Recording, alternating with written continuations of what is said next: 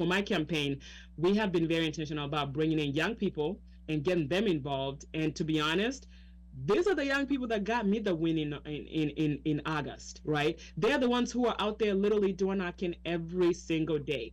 And some of them, because I was very open about, if there's something that you want to learn in this space, please let us know. So some of them supported, the admin work behind the scenes, and so the most important thing for me is to create an environment where young people feel like their voices are heard and they're valued in the process, and actually trust them to execute on what you're asking them to do. You'll be really shocked if you create that environment, what these kids will do. Journey to why I decided to run, it's because I saw the potential that we were missing out on. I saw all of this opportunities, and not having that representation at the table.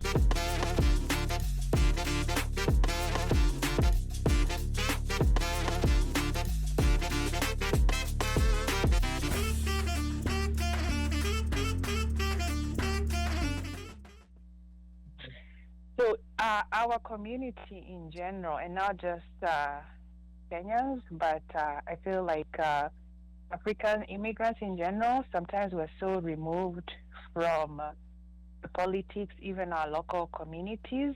So my question is, how can we motivate our community members to be engaged in local initiatives like school boards, city councils, elected officials, to drive policy change? That's my first question. The second question is, I don't know if you addressed this, I was in and out, but what inspired you to the journey that you have taken that now you're running for office? And the third question is, how can we nurture and ensure our kids are also actively involved in political discourse?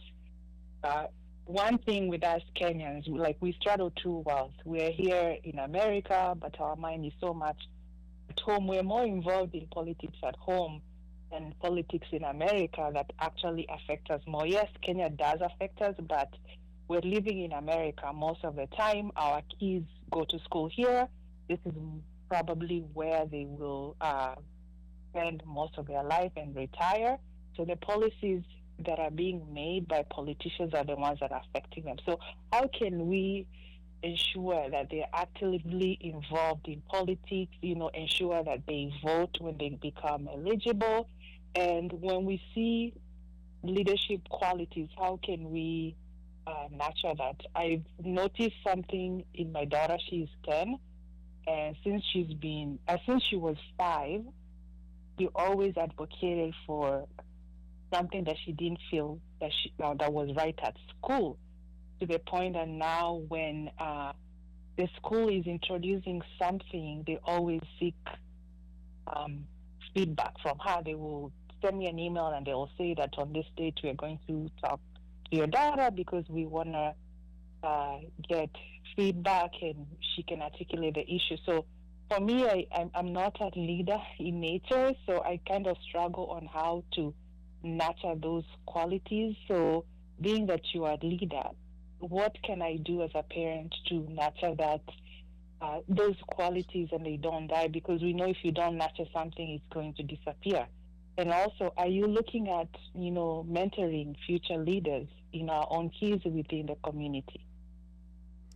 Jojo is Okio Mtata. Yeah, wow. But those are like, you said 2 questions, but those are like 6 questions. But I know Huldah has a very good memory. Oh, okay. She's prepared. No, she's prepared. She's prepared. She has a full scope. Or a legal pad. Writing pad. It's a full scope. Full scope. Or it's a Kasuku exercise book. Yeah. All right, Huldah. Thank you so much, my sister. I appreciate you coming on here and bringing those very important questions, because I think for me, that is at the heart of why I got into this space, because the more I got into this space and realized the gap and the potential and all of this resources that our community was missing out on, as a whole, right? And for me, a big part of it was during COVID-19. when I was, part of, a group of leaders who were trying to really rally resources around the African American community within the Brooklyns, and really seeing, the huddles that we had to go to get those resources to our community. Even a basic, simple thing as, having, literature that is in Swahili, Liberian, you name it, right? And so I'm just gonna go through some of the things that you brought up. So I just really quickly highlight my journey to why I decided to run. It's because I saw the potential that we were missing out on. I saw all of this opportunities, and not having that representation at the table, and the need to have that representation. So that was why I decided to jump into the race. So you talked about nurturing our kids in politics. My team and I have been, again, intentional about creating an environment where we're bringing in young people to expose them, right? I went to a predominantly white institution. I graduated with 3 undergrad degrees, and a master's. And I remember, a lot of my friends, talking about, oh, I'm going to go shadow my dad at Boston Scientific. Oh, I'm going to go do this at Medtronics. Oh, I'm going to, I have a summer internship here and there. I didn't have that exposure. Nobody was telling me, oh, I'll take you to the nursing home so you can shadow what I do, right? Like, I didn't have that exposure to the possibilities of what's possible. Even how I landed in my current profession of data privacy and data regulation.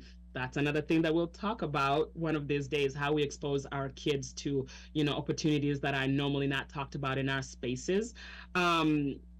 It makes a difference when you expose, especially the youth, to what is possible.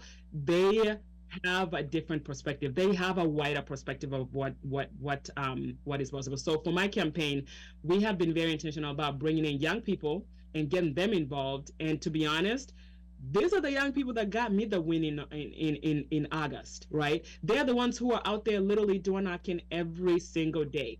And some of them, because I was very open about, if there's something that you want to learn in this space, please let us know. So some of them supported, the admin work behind the scenes, and so the most important thing for me is to create an environment where young people feel like their voices are heard and they're valued in the process, and actually trust them to execute on what you're asking them to do. You'll be really shocked if you create that environment, what these kids will do, right?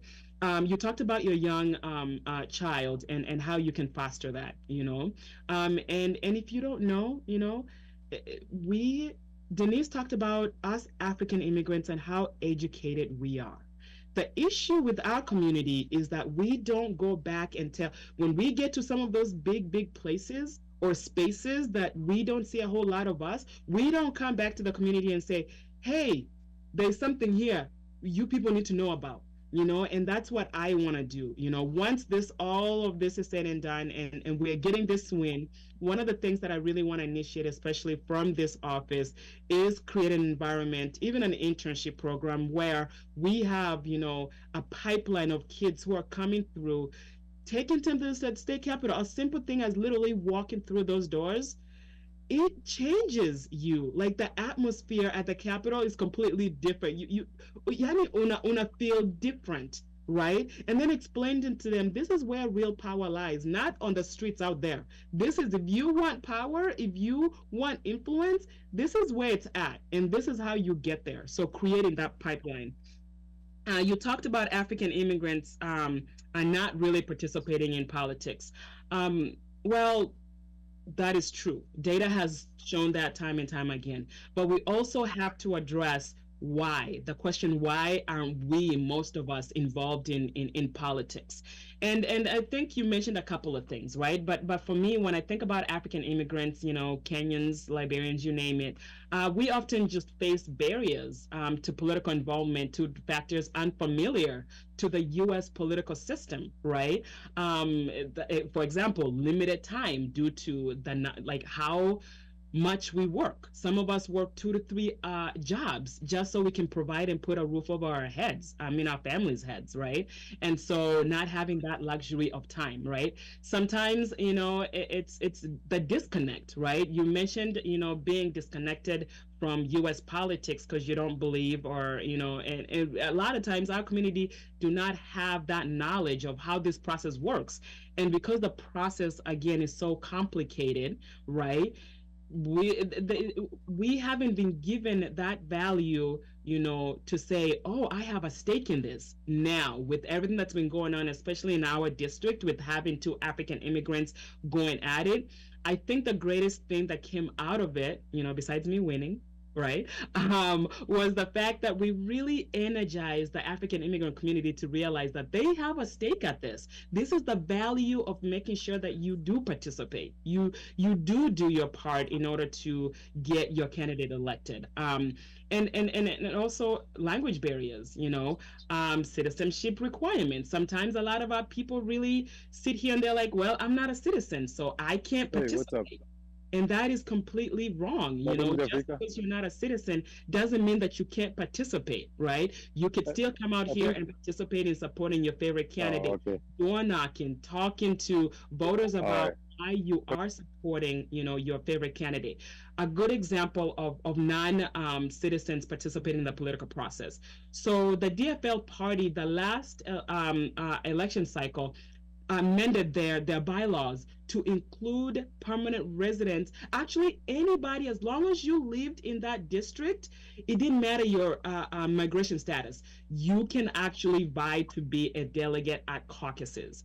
That is huge. That means that is your vote, literally right there, without you being a citizen, to help get a candidate of your choice in the political process to help them get elected, even if you can't vote in November.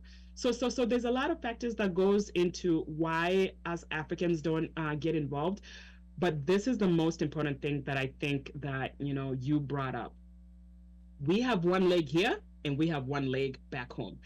I want to tell our people that we're not, most of us are not going back home. Most of us are having kids here. We're investing here. We are having houses here. Your kids, my kids, are not going back home to eat those assets and investments that we have invested back there. That is just the reality of it. Now, if you're very intentional about going back home and living there and retiring there, that's fine. But the majority of us are dying here and we're getting buried here. So why not? Why not get involved politically here? So I think the biggest thing in terms of getting our community involved is that people like myself, people who are now involved, people like Denise who've been in this fight, like when one of these days we'll welcome her to tell her story, but she has been in this community fighting at the Capitol, lobbying at the Capitol for, resources and really championing issues that affect African immigrants in this district.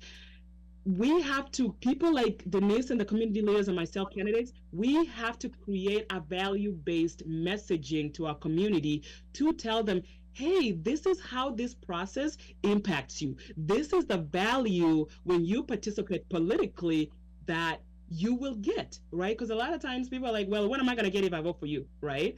And that's a good question. Sometimes I'm just like, well, I'm really fighting for all of us and your family, but that's a very important question. And we, as the people who actually now have had our eyes open to this process and understand what's at stake, we have a role to play in making sure that we bring that knowledge back to the community and relay it in a manner that actually our community understands and in the spaces that they understand that format in.